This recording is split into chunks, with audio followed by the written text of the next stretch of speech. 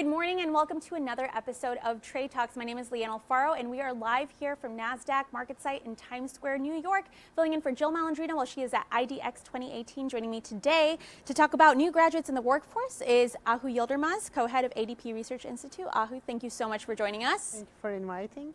So, very timely topic. There's a lot of graduates entering the workforce. So, you're here to enlighten us and tell us it's graduation season. People are entering the workforce. Where exactly are they headed? They're heading to a very hot job market. We're seeing from all sectors hiring new graduates. Usual suspects are retail and leisure and hospitality, where the young age recent graduates coming in. But we also see that sectors like healthcare started hiring just fresh out of college. Fantastic. And one of the biggest questions out there for today's graduates, are wages better today than in the past? What's your take? Yes, this is the time to get into the first timers.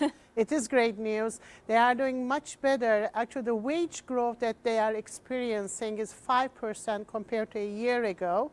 A year ago, that cohort, the new entrants, was they were seeing around 2%. So 5% is definitely a good rate to get into the market. Fantastic. So now that we know where new entrants are headed, tell us a little bit about the industries. Are there any particular industries that are good and convenient for graduates to head into? I think digital economy really drives this, where we see digital skilled workers needed, like information is one of them. Manufacturing, where again, a transformation is happening in that sector. So those top two wage growth that we are seeing for the entrants are information and manufacturing. It's above the average 5% what we see across all industries. Those two sectors actually offering 7% higher wages this year. Fantastic.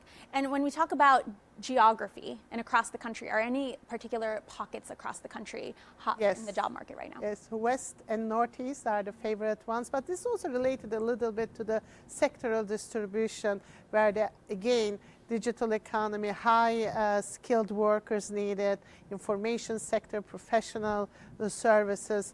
The top region is West, followed by Northeast. So good places to mark on the map there. Yes, and we're in the middle of Northeast, which is perfect. Now, tell us a little bit about gender as we talk about wage equality. What are your observations with male and female data, and what can people expect there? We have a long way to go. The new entrants still have that gap, not only from the wage level perspective, but the growth rate is still not enough for the newcomers to close the gap. All right, well, we will definitely keep our eye on that and on ADP Research Institute. Ahu, thank you so much for joining us again.